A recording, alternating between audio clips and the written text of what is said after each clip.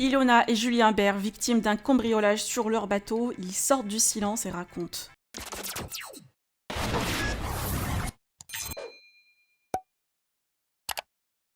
Le couple Julien Bert et Ilona ont inquiété leurs fans cette semaine en publiant des posts où ils annonçaient leur retrait des réseaux sociaux compte tenu de leur état de choc sans donner plus d'explications. Plusieurs internautes avançaient l'hypothèse d'une fausse couche ou un cambriolage.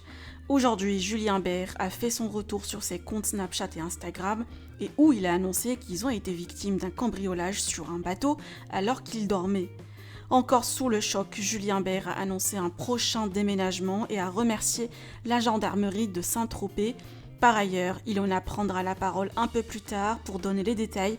Je vous laisse avec sa story. Bon courage au couple, partagez avec moi vos avis en commentaire et n'oubliez pas de liker la vidéo et de vous abonner à la chaîne. Bon, mes petits moustiques, je prends la parole rapidement. Ilo donnera beaucoup plus, je pense, de détails sur ce qui nous est arrivé sur son Snap. Moi, j'ai pas le cœur à ça, j'ai pas envie de parler de ça, j'ai pas envie de donner de l'intérêt à ces gens-là. Mais en fait, on a dormi sur un bateau à Saint-Tropez et on s'est fait yacht jacker, on va dire, comme un jacking, mais yacht jacking, en fait, sur le bateau. Des gens sont rentrés la nuit quand on dormait. Et voilà, ils nous ont volé plein d'affaires, plein de choses. Plein de choses. Très compliqué, très dur, on était sur le bateau, en plus on y était, donc compliqué. Ilo vous donnera plus de détails, vous irez voir sa story, je pense qu'elle fera un truc dans la journée. Et aujourd'hui, voilà, on déménage, et du moins on déménage, par cause de ça c'était déjà prévu, et là on part en vacances une semaine, à mi-côte soufflé, on en a besoin je pense. Après des épreuves pareilles, c'est dur de se réveiller et de plus rien avoir.